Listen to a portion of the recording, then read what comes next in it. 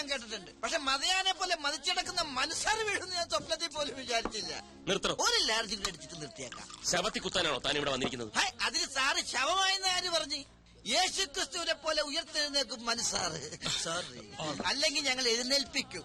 അല്ലടകിച്ചു മതി, ഓവറാക്കണ്ട. മനസ്സാറെ, ഞാൻ ഓവർ ആയിട്ടില്ല.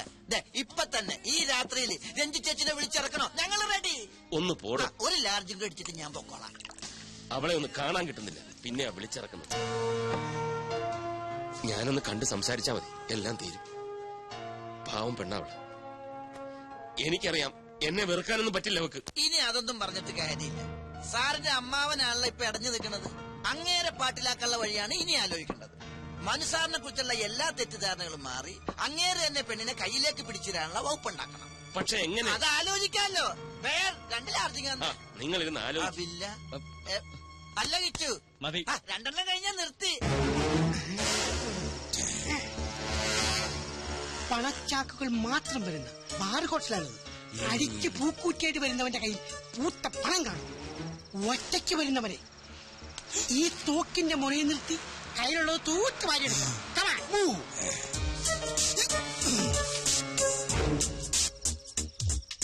സത്യ, ഈ തോക്ക് കണ്ട കള്ളത്തോക്കാന്ന് തോന്നില്ലല്ലോ. ആ തോക്കുമ്പോ കള്ളത്തോക്കെന്ന് എഴുതി വെച്ചിട്ടുണ്ടാ? ഞാൻ പറഞ്ഞ ഓർമ്മയുണ്ടല്ലോ. ധൈര്യം കൈവിടരുത്.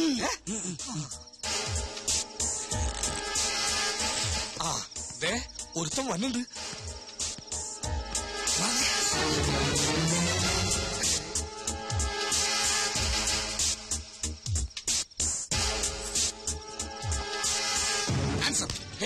മിണ്ടിപ്പോകരുത്. നിങ്ങൾ ആരാ? അധോലോകം, അണ്ടർവേൾഡ്. ചോദ്യങ്ങളൊന്നും ഇല്ലാത്ത വേണ്ട. മര്യാദക്ക് കയ്യിലോളം എടുക്കടാ. എന്റെ കയ്യിലൊന്നുമില്ല.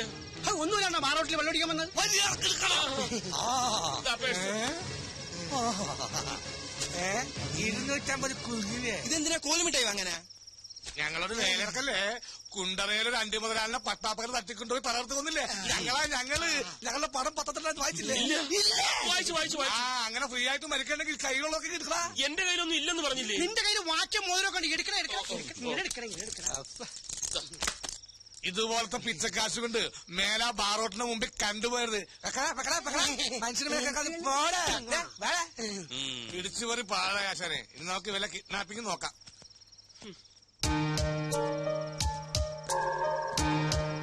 ഹലോ, ഒന്നേ. സംഗതി സക്സസ് ആയാൽ പറഞ്ഞ തുക അമ്പതിനായിരം ഉടനെ കയ്യിൽ തരും. അതിരിക്കട്ടെ, ഞങ്ങൾ ഈ നമ്പ്യാരെ തട്ടിക്കൊണ്ട് വന്നാൽ അതിൽ നിങ്ങൾക്കുള്ള ലാഭം എന്താണ്? അതൊക്കെ എന്തിനാ നിങ്ങൾ അറിയുന്നത്? അറിഞ്ഞിരിക്കണം. ഞങ്ങൾ തട്ടിക്കൊണ്ട് നാളെ നിങ്ങൾ തട്ടിക്കളഞ്ഞ ഞങ്ങൾ സമാനം പറയണ്ടേ? അയ്യോ, തട്ടിക്കളയാനൊന്നുമല്ല. ഈ നമ്പ്യാർ എന്റെ മുതലാളിയാ. ചെറിയൊരു പിണക്കത്തിൽ അയാൾ എന്നെ ജോലിയിൽ നിന്ന് പിരിച്ചുവിട്ടു. അയാളെ ഒന്ന് സോപ്പിട്ട് എന്നോടുള്ള തെറ്റിദ്ധാരണ മാറ്റിയാൽ എനിക്ക് ജോലിയിൽ തിരിച്ചു കയറാം. നിങ്ങൾ തട്ടിക്കൊണ്ടുപോകുന്നു, ആ വിവരം ഞങ്ങളെ അറിയിക്കുന്നു. ഞങ്ങൾ വന്ന് അദ്ദേഹത്തെ രക്ഷപ്പെടുത്തും. പിന്നൊരു കാര്യം, ഈ ഒറിജിനാലിറ്റി നഷ്ടപ്പെടാതിരിക്കാൻ വേണ്ടി കുറച്ച് തല്ലൊക്കെ അത് കുഴപ്പമില്ല. ഈ തല്ല് ഞങ്ങൾക്ക് വളവാ. എല്ലാ സാറേ, പിന്നെ ആ പ്രശ്നം സോൾവ്. എവിടെ നിന്നാണ് തട്ടിക്കൊണ്ടു വരുന്നത്? Address with proof? അഡ്രസ് ഒന്നും വേണ്ട, ഞങ്ങൾ കൂടെ വരികയല്ലേ. അപ്പൊ നിങ്ങൾക്ക് എന്നെ തട്ടിക്കൊണ്ടു പോരെ? ഞങ്ങൾ എങ്ങനെ തട്ടിയെടുക്കാനാ? ഞങ്ങളെ അവർക്ക് പരിചയമുണ്ടല്ലോ. അപ്പൊ ഞങ്ങൾ തിരിച്ചറിയില്ലേ? അതിന് നിങ്ങളെ ഞങ്ങൾക്ക് പരിചയമില്ലല്ലോ. അത് പിന്നെ തട്ടിക്കൊണ്ടുവരാൻ ഒരു പ്രയാസം ഉണ്ടാവില്ല. ഉറക്കമില്ലാത്തതുകൊണ്ട് രാത്രി ഉറക്ക ഗുളിക കഴിച്ചിട്ടാണ് അദ്ദേഹം കിടക്കുന്നത്. അയാൾ ഉറക്കുളിയെ വിക്സ് ഗുളിയെ എന്തുവരെ കഴിച്ചോട്ടെ, പക്ഷെ ഞങ്ങൾ അയാൾക്ക് ക്ലോറോഫം കൊടുത്തിരിക്കും. ദാറ്റ് ഈസ് സത്യം ശിവം സുന്ദരം. ഓക്കെ. എന്താണ്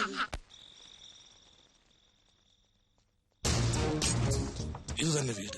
അതെ. ഇനി നേരെ പിറകിലേക്ക് പോവാം.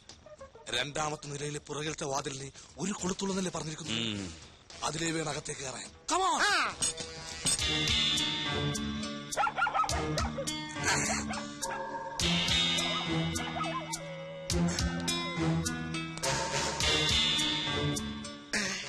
സത്യ, ഞാനിവിടെ നിൽക്കാം, നിങ്ങൾ അങ്ങോട്ട് ചെല്ലി. എന്താ ആശിന് പേടിയാ? പേടിയാ എനിക്കാ. എന്തിന്?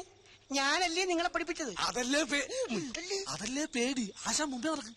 എനിക്ക് പഠിപ്പിച്ചേ ശീലമുള്ളൂ, ചെയ്ത ശീലമില്ല. PT ഉഷയെ ഓടാറുള്ളൂ, coach നമ്പേരും ഓടാറില്ല. ആ ചെല്ലിയല്ലേ. ഗ്രില്ലിന് ഓട്ടയുള്ളത് കൊണ്ട് തുറക്കാം. തുറക്കണം.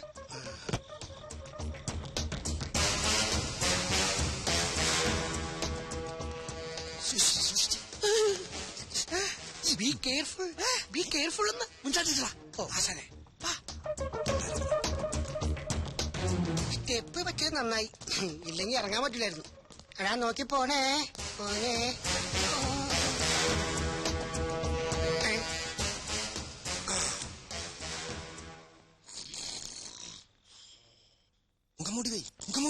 മുഖം മൂടി ഒന്നും വെക്കണ്ട. കൂർക്കം വലിക്കുന്നത് കേട്ടില്ലേ? ഉറക്കുള്ളിൽ വെച്ച് കിടക്കല്ലേ? പൊക്കാം. ഇയാളെ പൊക്കുന്നതിന് മുമ്പ് ഇതിനകത്തുള്ള വിലപിടിപ്പുള്ള സാധനങ്ങൾ അടിച്ചു മാറ്റാം. അത് കുത്തി.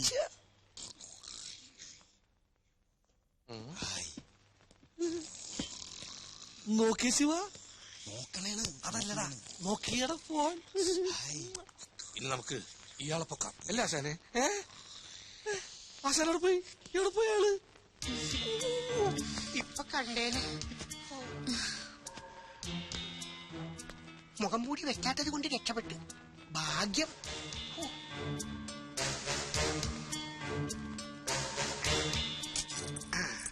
നല്ല വാച്ച്. തുടക്കം പിഴക്കില്ല. നമ്മുടെ സാറ് കല്യാണം കഴിച്ചാണ്. നല്ല മേച്ച്.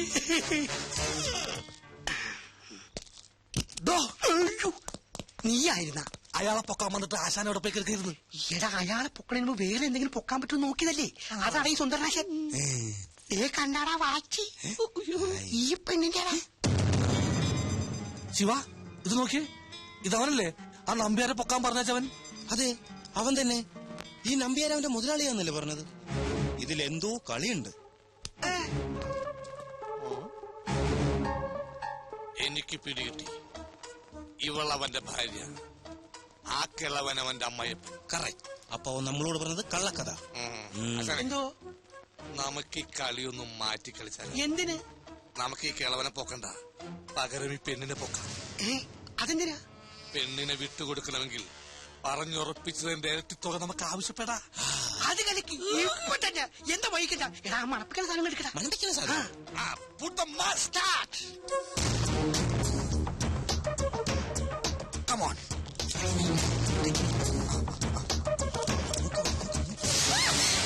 കുട്ടി പേടിക്കണ്ട, ഞങ്ങൾ ഒന്നും ചെയ്യില്ല. ഞങ്ങൾ പ്രൊഫഷണൽ കിഡ്നാപ്പേഴ്സ് ആണ്. കുട്ടിയെ കിഡ്നാപ്പ് ചെയ്യാൻ വന്നാണ്.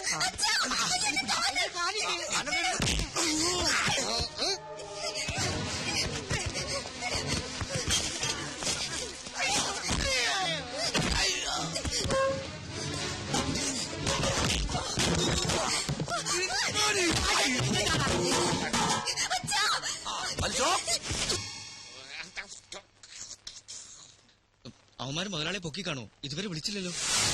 പൊക്കി കാണുമെന്നോ? അവന്മാരെ വൃത്തികെട്ട കളർ കണ്ടറിഞ്ഞൂടെ പ്രൊഫഷണൽ കിഡ്നാപ്പേഴ്സ് ആണെന്ന്? പുഷ്പം പോലെ പൊക്കി കാണും. ഇനി രഞ്ജു അങ്ങനെ അറിഞ്ഞു കാണൂ? ഒരു ഈച്ച പോലെ അറിഞ്ഞു കാണില്ല. പിന്നെ സമയം കളയാതെ നമുക്ക് പോയി നമ്പ്യാസാറ്റെ രക്ഷപ്പെടുത്താം.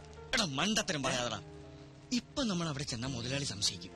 ആദ്യം കിഡ്നാപ്പേഴ്സിന്റെ ശബ്ദത്തിൽ രഞ്ജു ചേച്ചിയെ വിളിച്ച് മുതലാളിയെ പൊക്കിയ കാര്യം പറയണം. അന്തം വിടുന്ന രഞ്ജു ചേച്ചി ഉടനെ മനസ്സാറിനെ വിളിക്കും. എന്നിട്ട് വേണം നമ്മൾ പോയി രക്ഷപ്പെടുത്താൻ. കറക്റ്റ്. ഏതായാലും ചേച്ചി ഒന്ന് വിളിച്ചു നോക്കി. വിളിക്ക്.